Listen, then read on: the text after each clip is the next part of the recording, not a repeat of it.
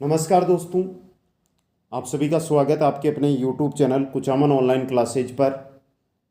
हिंदी शिक्षण विधियाँ, वह टॉप 100 क्वेश्चन जो रीट सीटेट के अंदर पूछे गए हैं और बार बार जहाँ से क्वेश्चन एग्जाम में रिपीट होते हैं, वो क्वेश्चन इस सेशन के अंदर आपके लिए रहेंगे। तो पहले क्वेश्चन से लेकर ये 100 क्वेश्चन है और बहुत स्पीड के साथ, क्योंकि समय भी कम है हमारे पास, तो स्पीड के साथ इन क्वेश्चनों को हम देखने वाले हैं। तो जल्दी से एक बार सभी साथी वीडियो को लाइक, शेयर और चैनल को सब्सक्राइब कीजिए। पहला क्वेश्चन है, गद्य शिक्षण को कितने छंदों में विभाजित किया गया है। अगर बात यहां पर गद्य शिक्षण की करता हूं तो इसको कितने छंदों के अंदर, 3 के अंदर। ऑप्शन 2 आपका यहां पे सही रहेगा। नेक्स्ट है, भाषा के साथ साथ व्याकरण के नियमों का ज्ञान भी दिया जाता है। यह उद्देश्य समाहित है। यह किसमें होता है? गद्य शिक्षण के अंदर। किसमें होता है? गद्य शिक्षण के अंदर। नेक्स्ट क्वेश्चन है, पद्य शिक्षण का उद्देश्य, पद्य शिक्षण होता है, इसका उद्देश्य क्या होता है? पद्य के प्रति रुचि उत्पन्न करना, कल्पना शक्ति का विकास करना, पद्य सुनकर भाव ग्रहण करने की क्षमता पैदा करना, यानी उपरोक्त सभी। ऑप्शन 4 सही रहेगा। क्वेश्चन नंबर देखिए, पद्य शिक्षण में उद्देश्य नीत नहीं होता। कौन सा उद्देश्य नीत नहीं होता है? स्मरण शक्ति में वृद्धि का, रसानुभूति का, विराम आदि चिन्हों का ज्ञान। विराम आदि चिन्हों का ज्ञान है, गद्य शिक्षण के अंदर हमें दिया जाता है। दोस्तों क्वेश्चन देखिएगा, कविता का पद्य शिक्षण का अंतिम उद्देश्य क्या होता है? भाई पद्य शिक्षण है, उसका अंतिम उद्देश्य अगर पूछा जाए तो वो होता है सौंदर्यात्मक, सौंदर्य की अनुभूति। नेक्स्ट क्वेश्चन है, निम्नलिखित में से कहानी शिक्षण का उद्देश्य है। कहानी शिक्षण का क्या उद्देश्य होता है? इंपॉर्टेंट क्वेश्चन है। और कहानी शिक्षण का उद्देश्य होता है चारित्रिक गुणों का विकास करना, चारित्रिक गुणों का विकास करना। दोस्तों अगला क्वेश्चन, कहानी शिक्षण का अंतिम उद्देश्य होता है, कहानी शिक्षण है, इसका अंतिम उद्देश्य क्या होता है? तो देखिए, सत्य शिवम सुंदरम की प्राप्ति। ऑप्शन ए सही रहेगा। नेक्स्ट क्वेश्चन है, अधूरी कहानी पूर्ति प्रणाली के लिए उपयुक्त स्तर होता है। अधूरी कहानी पूर्ति प्रणाली जो एक विधि है, इसका उपयुक्त स्तर अगर आपसे पूछा जाए तो उपयुक्त स्तर कौन सा होता है? इंपॉर्टेंट क्वेश्चन आपके लिए रह सकता है। और इसका उपयुक्त स्तर होता है आपके माध्यमिक व उच्च माध्यमिक स्तर, माध्यमिक व उच्च माध्यमिक स्तर। दोस्तों अगला क्वेश्चन देखिएगा, भाषा को अनुशासित करती है, भाषा को अनुशासित करती है कौन? व्याकरण। भाषा को अनुशासित कौन करती है? व्याकरण करती है। नेक्स्ट क्वेश्चन है, निम्नलिखित में से व्याकरण के महत्व को प्रकट करता है। व्याकरण का जो महत्व है उसको प्रकट कौन करता है? पहला है भाषाई तत्वों का ज्ञान प्राप्त करना, दूसरा है भाषा की प्रकृति की पहचान करना, तीसरा है व्याकरण का ज्ञान अत्यावश्यक है, यानी तीनों ही है, तो उपयुक्त सभी। ऑप्शन 4 सही रहेगा। नेक्स्ट क्वेश्चन है, व्याकरण शिक्षण का उद्देश्य है। व्याकरण शिक्षण का क्या उद्देश्य होता है? छात्रों को विविध ध्वनियों का ज्ञान देना, छात्रों को शुद्ध भाषा का प्रयोग सिखाना, छात्रों को शुद्ध उच्चारण की क्षमता उत्पन्न करना, तीनों है ये, तो उपयुक्त सभी। ऑप्शन 4 सही रहेगा। नेक्स्ट क्वेश्चन देखिएगा, व्याकरण की सूत्र विधि हिंदी में किस भाषा से आई? सूत्र विधि है हिंदी के अंदर आई थी, ये कहां से आई थी? संस्कृत भाषा से। किस भाषा से आई थी? संस्कृत भाषा से। नेक्स्ट है, नाटक शिक्षण का उद्देश्य नहीं है। नाटक शिक्षण का उद्देश्य क्या नहीं होता है? तो पहला, छात्रों का मानवीय चरित्रों का ज्ञान करवाना तो है, छात्रों में भाषा कौशल का विकास करना भी है, छात्रों में तर्क शक्ति, संवाद शक्ति, कल्पना शक्ति का विकास करना भी है, वार्तालाप कौशल के विकास को बाधित करना ये नहीं है, तो ऑप्शन 4 सही रहेगा। नेक्स्ट है, मौखिक रचना शिक्षण का उद्देश्य नहीं है। मौखिक रचना शिक्षण का उद्देश्य कौन सा नहीं है? बालकों में भाषा को सजीव, सरस, मधुर बनाने की क्षमताओं का विकास करना है, छात्रों का भाषा में व्याकरण की शुद्धता, स्पष्टता, सरलता आदि प्रयोग की योग्यता का विकास करना है, बालकों द्वारा अपने भावों एवं विचारों को लिखकर अभिव्यक्त करना है, तो ऑप्शन 4 देखिए, ये नहीं है तीसरा वाला, बालकों द्वारा अपने भावों विचारों को लिखकर अभिव्यक्त करना, तो ये तो मौखिक रचना का उद्देश्य नहीं होगा, ये तो लिखित रचना का उद्देश्य हो जाएगा, तो ऑप्शन 3 है जो सही रहेगा। नेक्स्ट है, रचना शिक्षण का उद्देश्य है। जो रचना शिक्षण है इसका उद्देश्य क्या होता है? देखिए, पहला, विचारों को क्रमबद्ध करने की क्षमता का विकास करना, शुद्ध भाषा तथा सर्वमान्य भाषा के प्रयोग की आदत का विकास करना, मौलिक अभिव्यक्ति का विकास करना, सभी है तो उपयुक्त सभी। ऑप्शन 4 है जो यहाँ पे सही रहेगा। नेक्स्ट क्वेश्चन है, लॉर्ड केम्स तथा GTW पैट्रिक द्वारा प्रतिपादित खेल सिद्धांत कौन सा है? लॉर्ड कैंपस और GTW पैट्रिक द्वारा प्रतिपादित जो खेल सिद्धांत है वो है मनोरंजन का सिद्धांत। कौन सा होता है वो? मनोरंजन का सिद्धांत होता है दोस्तों। नेक्स्ट क्वेश्चन है, अतिरिक्त शक्ति का सिद्धांत किसकी देन है?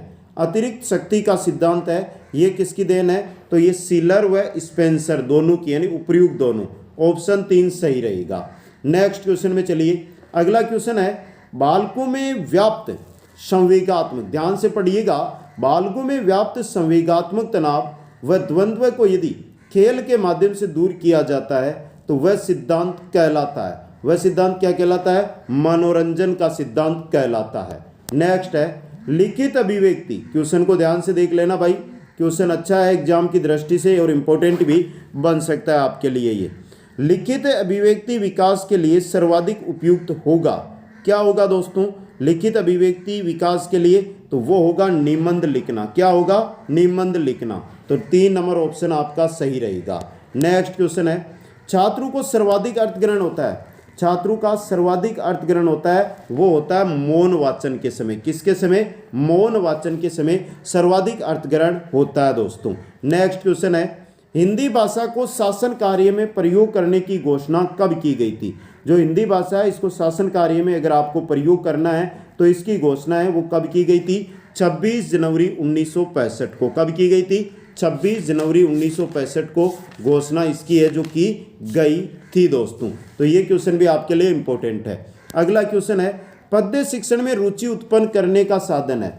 पद्य शिक्षण में अगर आप रुचि उत्पन्न करना चाहते हैं तो उसके लिए वाचन प्रतियोगिता है, काव्य संग्रह पुस्तिका है, काव्य पाठ है, तो ये सभी रहेंगे तो प्रयुक्त सभी।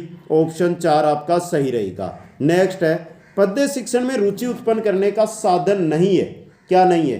कवि सम्मेलन, अंत्याक्षरी, व्याकरण का ज्ञान नहीं है, तो ऑप्शन 3 आपका सही रहेगा। नेक्स्ट क्वेश्चन देखिए, रसास्वादन विधि आधारित है। रसास्वादन विधि है ये किस पर? रस पर आधारित होती है। रस का स्वाद, रसास्वादन। अगला क्वेश्चन है, काव्य शिक्षण में किसका महत्व सर्वाधिक होता है? काव्य शिक्षण के अंदर सर्वाधिक जो महत्व होता है वो सहस्वर वाचन का होता है। किसका होता है? सहस्वर वाचन का सर्वाधिक महत्व काव्य शिक्षण के अंदर होता है दोस्तों। नेक्स्ट क्वेश्चन है, कविता में रुचि उत्पन्न करने का साधन है। कविता में अगर आप रुचि उत्पन्न करना चाहते हैं तो उसका साधन देखिए, कवि सम्मेलन भी है, अंत्याक्षरी भी है, कविता पाठ भी है, तो सभी है तो प्रयुक्त सभी। ऑप्शन 4 है जो आपका यहाँ पे सही रहेगा। नेक्स्ट है, कविता शिक्षण में रुचि उत्पन्न करने के साधन। कविता शिक्षण में रुचि देखिए, लिखने का अभ्यास, वाचन प्रतियोगिता, कवि सम्मेलन, तो सभी है उपयुक्त सभी। ऑप्शन 4 सही रहेगा। नेक्स्ट क्वेश्चन देखिएगा, हृदय की मुक्ति की साधना के लिए मनुष्य की वाणी को शब्द विधान करती है, उसे कविता कहते हैं। यह परिभाषा किसने दी थी? तो यह परिभाषा दी थी आचार्य रामचंद्र शुक्ल ने। आचार्य रामचंद्र शुक्ल ने दोस्तों। नेक्स्ट क्वेश्चन देखिएगा, हिंदी गद्य साहित्य का सबसे अधिक मनोरंजक अंग कौन सा होता है? मनोरंजक अंग की बात अगर मैं करता हूं तो वो होता है कहानी। कौन सा होता है? कहानी होता है। नेक्स्ट क्वेश्चन है, कथा साहित्य या कहानी साहित्य के अंतर्गत भारतीय साहित्य की प्राचीन पुस्तकें कौन सी है? भारतीय साहित्य की प्राचीन पुस्तक पंचतंत्र, हितोपदेश, सरित सागर, तीनों ही है तो प्रयुक्त सभी। ऑप्शन 4 सही रहेगा। नेक्स्ट क्वेश्चन देखिएगा, कहानी एक ऐसी रचना है जिसमें जीवन के किसी एक अंग या एक मनोभाव को प्रदर्शित करना ही लेखक का उद्देश्य हो। उसके चरित्र, उसकी शैली, उसका कथानक उसी भाव को पुष्ट करता हो। तो ये कथन किसका है? ये कथन है मुंशी प्रेमचंद का। किनका है? मुंशी प्रेमचंद का। नेक्स्ट क्वेश्चन है, मनुष्य के जीवन से संबंधित तथा उनके हृदय पर एक भावात्मक प्रभाव डालने वाली छोटी किंतु मनोरंजक वर्णनात्मक गद्य रचना को कहा जाता है। क्या कहा जाता है? निबंध कहा जाता है? नहीं, कहानी कहा जाता है। क्या कहा जाता है? कहानी कहा जाता है। नेक्स्ट क्वेश्चन है, निम्नलिखित में से कहानी शिक्षण का महत्व है। कहानी शिक्षण का महत्व क्या होता है? मनोरंजन का सबसे बड़ा साधन है, ज्ञान बुद्धि का एक साधन है, सर्वांगीण विकास में सहायक है, तो प्रयुक्त सभी। ऑप्शन 4 सही रहेगा। नेक्स्ट क्वेश्चन है, कहानी शिक्षण का महत्व नहीं है। कहानी शिक्षण का महत्व क्या नहीं है?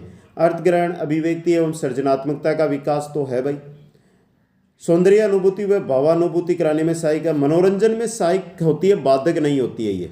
तो ऑप्शन 3 आपका सही रहेगा। नेक्स्ट है, निम्न में से रचनात्मक लेखन की कौन सी विधा अर्थ ग्रहण करने के लिए सर्वाधिक उपयुक्त होती है? सर्वाधिक उपयुक्त होती है तो वो होती है आपकी कहानी। कौन सी होती है? कहानी। नेक्स्ट है, हिंदी शिक्षण की वह विधा जो भाषा को शुद्ध एवं वह सर्वमान्य रूप प्रदान करती है तथा इस सर्वमान्य रूप का संरक्षण भी करती है, वह होती है व्याकरण। कौन सी होती है? व्याकरण दोस्तों। नेक्स्ट क्वेश्चन है, भाषा में वाक्य, वाक्य में भेद, शब्द और शब्दों में वर्णों का कहाँ स्थान होगा, इसका निर्धारण किया जाता है। इसका निर्धारण किसके द्वारा किया जाता है? व्याकरण ज्ञान से। किसके ज्ञान से? व्याकरण के ज्ञान से। नेक्स्ट क्वेश्चन है, विद्यार्थियों को औपचारिक व्याकरण की शिक्षा देनी चाहिए। विद्यार्थी उनको औपचारिक व्याकरण की शिक्षा है वो कक्षा 6 से देनी चाहिए। किससे? कक्षा 6 से दोस्तों। नेक्स्ट क्वेश्चन है, नियम बताकर भाषा सिखाना कौन सी व्याकरण के अंतर्गत आता है? नियम बताकर भाषा सिखाना यह आता है औपचारिक व्याकरण में। किसमें आता है? औपचारिक व्याकरण में। नेक्स्ट है, माध्यमिक कक्षाओं में व्याकरण का कौन सा रूप सिखाया जाए? माध्यमिक कक्षाओं में व्याकरण का कौन सा रूप सिखाया जाए? व्याकरण का व्यवहारिक ज्ञान दोस्तों। नेक्स्ट है, भाषा के शुद्ध प्रयोग हेतु आवश्यकता होती है।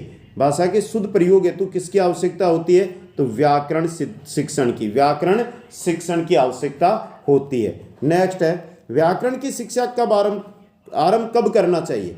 व्याकरण की जो शिक्षा है ये कब आरंभ करनी चाहिए? तो जब एक बालक का भाषा पर पूर्ण अधिकार हो जाए तब व्याकरण की शिक्षा है आरंभ करनी चाहिए। नेक्स्ट है, हिंदी शिक्षण के साहित्य में नाटक कला का जनक माना गया है। नाटक कला का जनक किनको माना गया है? भारतेंदु हरिश्चंद्र को। भारतेंदु हरिश्चंद्र को। नेक्स्ट क्वेश्चन देखिएगा, भारतेंदु, अच्छा क्वेश्चन है भाई ये। भारतेंदु हरिश्चंद्र ने पहले मौलिक नाटक की उपमा किस कृति को दी थी? किस कृति को दी थी दोस्तों?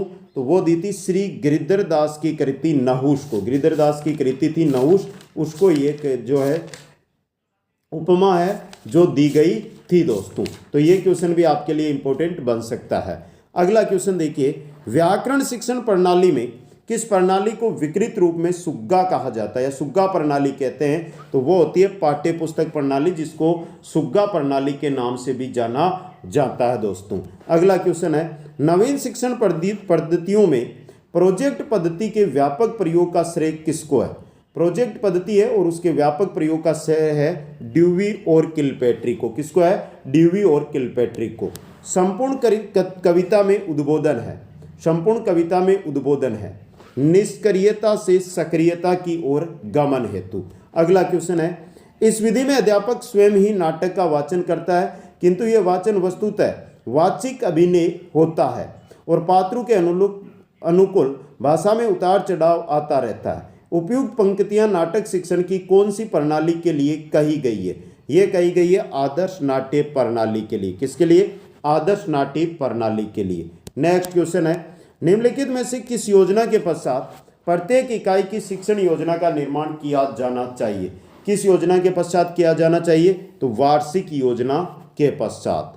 नेक्स्ट क्वेश्चन देखिए, निम्नलिखित में से किस शिक्षण विधि द्वारा विद्यार्थियों की मौखिक अभिव्यक्ति सशक्त होती है? मौखिक अभिव्यक्ति की अगर हम बात करते हैं कि मौखिक अभिव्यक्ति सशक्त होती है तो वो होती है प्रश्नोत्तर विधि से। किससे होती है? प्रश्नोत्तर विधि से। नेक्स्ट क्वेश्चन है, पठन की योग्यता विकसित करने के लिए उपयुक्त शिक्षण विधि है। भाई आप पठन की योग्यता विकसित करना चाहते हैं तो उसके लिए उपयुक्त शिक्षण विधि कौन सी होगी? तो वो होगी अनुकरण विधि। कौन सी होगी? अनुकरण विधि रहेगी। नेक्स्ट क्वेश्चन है, अभिकर्मित अनुदेशन विधि के सिद्धांत में सम्मिलित है। अभिकर्मित अनुदेशन विधि है, इसके सिद्धांत में क्या सम्मिलित है? तो स्वगति का सिद्धांत। कौन सा? स्वगति का सिद्धांत। नेक्स्ट है, खेल विधि को प्रचलित करने का श्रेय है। खेल विधि को प्रचलित करने का श्रेय है हेनरी कोल्डवेल कुक को। किनको है? हेनरी कोल्डवेल कुक को दोस्तों। नेक्स्ट क्वेश्चन देखिए, व्याकरण शिक्षण की किस प्रणाली को विकृत रूप में सुग्गा प्रणाली कहा जाता है? रिपीट हुआ है ये क्वेश्चन और ये होती है पाठ्य पुस्तक प्रणाली दोस्तों।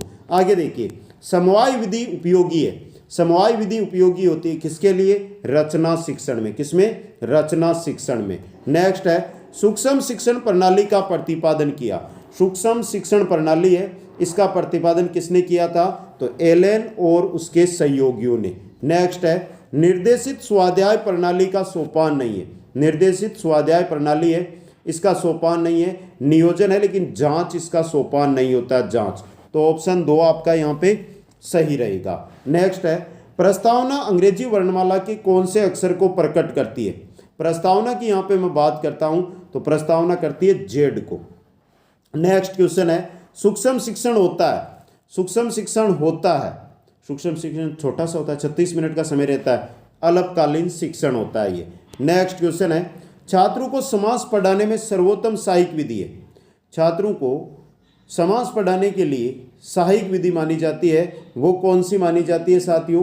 तो वो मानी जाती है आगमन निगमन विधि। कौन सी? आगमन निगमन विधि। नेक्स्ट क्वेश्चन है प्रश्नोत्तर विधि को गद्य शिक्षण के अंतर्गत कहा जाता है। प्रश्नोत्तर विधि है उसको गद्य शिक्षण के अंतर्गत कहा जाता है सुकरात विधि। क्या कहा जाता है? सुकरात विधि। नेक्स्ट क्वेश्चन है शाब्दिक और अशाब्दिक संबंधित है। शाब्दिक और अशाब्दिक संबंधित है किससे? परबलन यानी पुनर्बलन से दोस्तों। नेक्स्ट है परबलन कौशल कितने प्रकार का होता है? परबलन कौशल है ये 2 प्रकार का होता है। नेक्स्ट क्वेश्चन देखिएगा उच्च कक्षाओं के लिए वाचन की सबसे उपयुक्त विधि मानी जाती है। उच्च कक्षाओं के लिए वाचन की सबसे उपयुक्त विधि मानी जाती है, वो होती है मौन वाचन। कौन सी होती है? मौन वाचन। नेक्स्ट है वाचन व्याख्या और विचार विश्लेषण आदि के संपादन में प्रयुक्त शिक्षण विधि है, तो वो होती है उद्बोधन, प्रश्नोत्तर और प्रवचन यानी उपर्युक्त सभी। ऑप्शन 4 सही रहेगा। नेक्स्ट है उद्बोधन विधि से संबंधित परविधि है। उद्बोधन विधि से संबंधित परविधि होती है वो होती है प्रत्यक्ष क्रिया। कौन सी होती है? प्रत्यक्ष क्रिया। नेक्स्ट है वह परविधि जो उद्बोधन और प्रवचन विधि से संबंधित है। वह परविधि जो उद्बोधन और प्रवचन विधि से संबंधित है वो होती है अंतरकथा विधि। कौन सी होती है? अंतरकथा विधि वो होती है दोस्तों। अगला क्वेश्चन है अनुकरण विधि किस स्तर के लिए उपयुक्त होती है? सीधा सा क्वेश्चन है कि अनुकरण जो विधि होती है ये किस कक्षा स्तर के लिए उपयोगी होती है? तो ये होती है प्राथमिक स्तर के लिए। नेक्स्ट क्वेश्चन है अनुकरण विधि में प्रयोग किया जाता है। अनुकरण विधि में प्रयोग किया जाता है किसका? अभिव्यक्ति की शिक्षा में, रचना शिक्षण में, द्वितीय भाषा शिक्षण में, सभी में। तो आपका ऑप्शन 4 उपयुक्त सभी में सही रहेगा। नेक्स्ट है खेल पद्धति के प्रवर्तक थे। खेल पद्धति के प्रवर्तक थे हेनरी कोल्डवेल कुक दोस्तों। नेक्स्ट है फ्रोबेल है एक। फ्रोबेल क्या थे? तो फ्रोबेल एक शिक्षाविद थे। क्या थे ये? शिक्षाविद थे। नेक्स्ट है फ्रोबेल ने शिक्षा प्रणाली का विकास किया। किस प्रणाली का? किंडरगार्टन प्रणाली का या किंडरगार्टन पद्धति का विकास किया था। नेक्स्ट है निम्नलिखित में से भिन्न विधि है। निम्नलिखित में से भिन्न विधि है तो वो होती है वाद विवाद दर्शय सर्वे नमूना आधारित विधि। कौन सी? नमूना आधारित विधि दोस्तों। नेक्स्ट क्वेश्चन है द्विभाषी विधि का प्रयोग उपयोगी है। द्विभाषी विधि का जो उपयोग है ये किसमें? उच्च स्तर हेतु, उच्च कक्षाओं के लिए। नेक्स्ट प्राथमिक स्तर की श्रेष्ठतम विधि कौन सी होगी? प्राथमिक स्तर के लिए श्रेष्ठ विधि मानी जाती है खेल विधि। कौन सी मानी जाती है भाई? खेल विधि मानी जाती है। नेक्स्ट है इकाई विधि का सबसे अच्छा गुण क्या है? इकाई विधि का सबसे अच्छा गुण होता है प्राकृतिक परिस्थितियों द्वारा कौशल विकास करना। तो ऑप्शन 2 आपका सही रहेगा। नेक्स्ट देखिएगा माइकल सेमर द्वारा प्रतिपादित विधि है। माइकल सेमर द्वारा प्रतिपादित विधि है वो है ध्वन्यात्मक विधि। कौन सी होती है? ध्वन्यात्मक विधि। नेक्स्ट है शिक्षा जगत में खेल विधि को लाने वाला व्यक्ति था। शिक्षा जगत में खेल विधि को लेकर कौन आया था? तो फ्रोबेल लेकर आया था। कौन लेकर आया था? फ्रोबेल। नेक्स्ट है इकाई विधि का सर्वोत्कृष्ट गुण होता है। इकाई विधि का सर्वोत्कृष्ट गुण कौन सा होता है? समग्र शिक्षण, शिक्षण सामग्री को क्रमशः करना, प्राकृतिक परिस्थिति द्वारा कौशल करना। कोई नहीं है इनमें से। ऑप्शन 4 सही रहेगा। नेक्स्ट है प्रवचन विधि का अपर नाम होगा यानी दूसरा नाम क्या होगा प्रवचन विधि का? प्रवचन विधि की अगर हम बात कर रहे हैं यहाँ पर तो प्रवचन विधि का दूसरा नाम होता है व्याख्या विधि या व्याख्यान विधि। नेक्स्ट है सरल से कठिन की ओर बढ़ना किस विधि में है? सरल से कठिन की ओर किस विधि में बढ़ा जाता है? तो वो बढ़ा जाता है आगमन यानी उदाहरण से नियम की ओर। तो ये थे आज हमारे हिंदी शिक्षण विधियों के क्वेश्चन। लगभग इनकी संख्या 97 थी। साथियों एक बार इस वीडियो को आप दोबारा भी देख सकते हैं, क्योंकि यहाँ से हिंदी शिक्षण विधियों में आपको 3 से 4 क्वेश्चन आपके पेपर में हूबहू मिलेंगे। और साथियों वीडियो को अधिक से अधिक लाइक, शेयर, और जिन्होंने भी अभी तक चैनल को सब्सक्राइब नहीं किया चैनल को सब्सक्राइब करें। और आपके मन में एग्जाम को लेकर कोई भी डाउट है तो 7 बजे शाम को लाइव सेशन का जरूर हिस्सा बने। ड्रेस कोड हो पेपर में या OMR कैसे भरनी है, इनको लेकर जानकारी दी जाएगी। सभी साथियों को बहुत बहुत धन्यवाद। जय हिंद, जय भारत, जय जय राजस्थान।